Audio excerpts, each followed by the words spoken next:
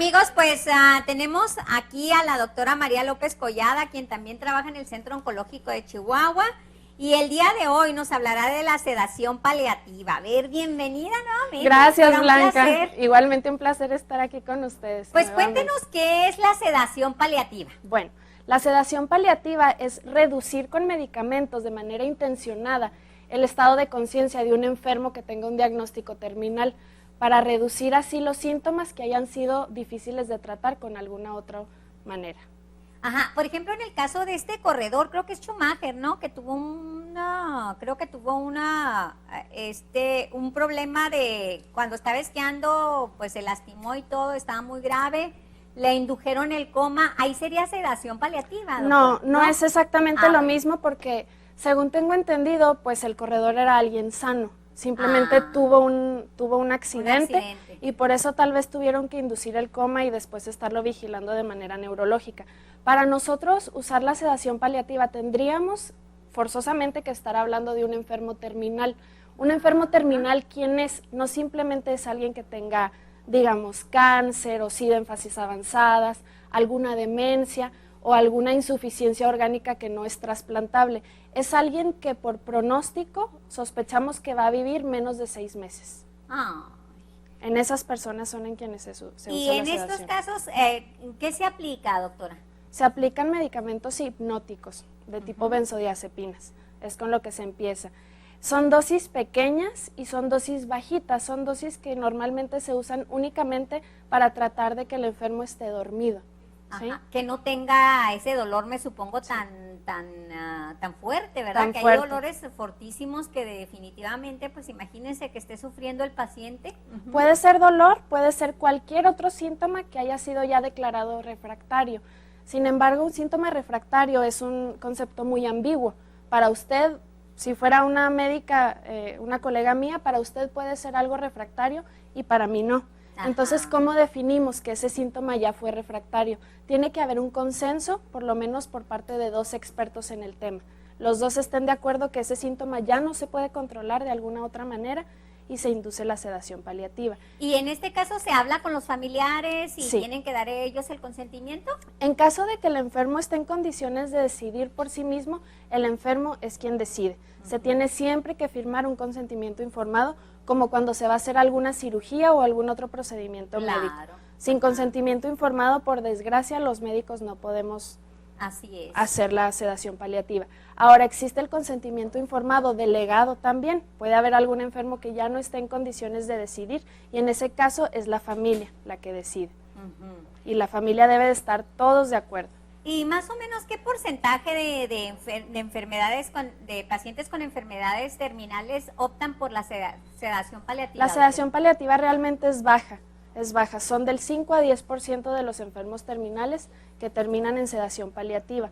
¿Por qué? Porque esto se restringe únicamente a los pacientes que no se controlaron con otro tipo de tratamientos. La sedación paliativa no es algo, digamos, a la carta. Digamos que venga el paciente y diga, doctora, por favor, termine con esto. No se trata de eutanasia, no se trata ¿verdad? de eso. Y ese es un tema muy importante, Blanca. Claro. ¿Cuál es la diferencia entre sedación paliativa y entre eutanasia? La sedación paliativa usa dosis pequeñas.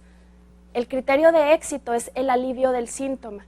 En cambio, la eutanasia son dosis estándares, dosis grandes, y el criterio de éxito de la eutanasia es terminar con la vida del paciente en ese momento.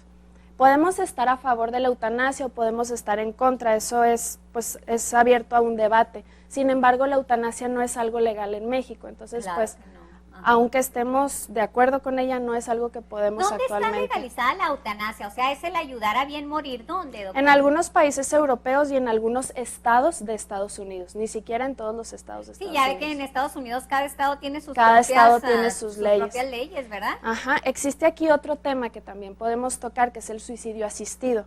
Hubo un tema que estuvo sonando mucho por internet de una mujer joven de unos 35 años con cáncer en sistema nervioso central, en la cabeza.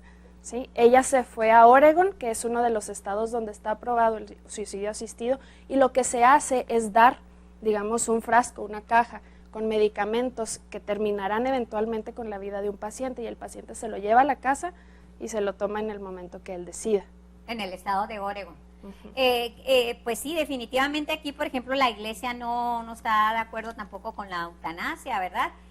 Pero la sedación paliativa para pacientes me parece muy benéfica para pacientes en los casos que usted nos ha comentado, sí, para que no sufran tanto, porque hay personas que tienen yo recuerdo que mi vecino, que en paz descanse, hace ya muchos años de eso, como unos 30 años, él fue alumno mío en la Alianza Francesa y después, cuando yo me mudé de casa, compramos en la casa enseguida, me lo encontré.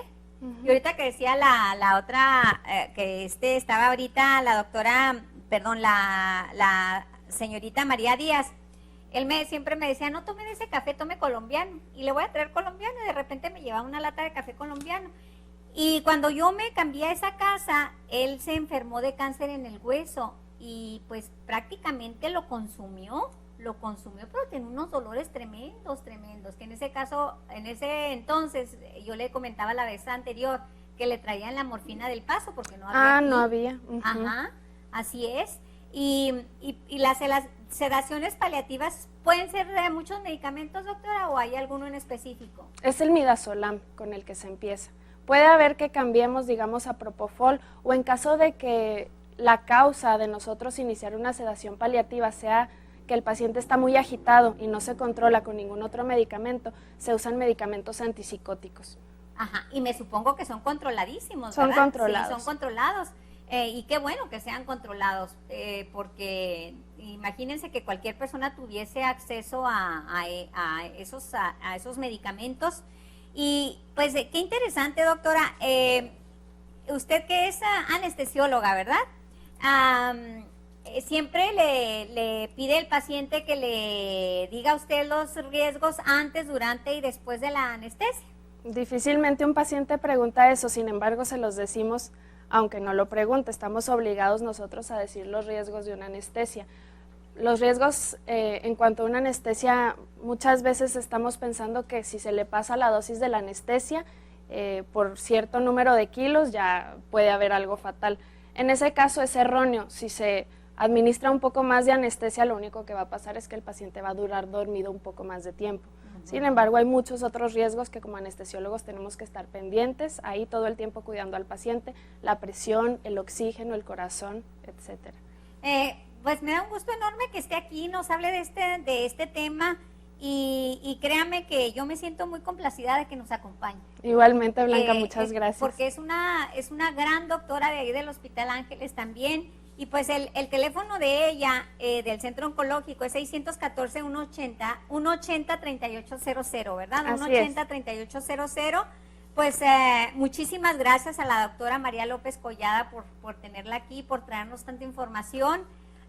Un placer, doctora. Muchas Vamos gracias. a un corte comercial y regresamos con... En Aprendamos de Todo con la maestra Blanca Lilia trabajamos con temas culturales, históricos, de salud y en general de motivación y superación. Véanos todos los sábados y domingos de 2 a 3 de la tarde, totalmente en vivo. ¡No te lo pierdas!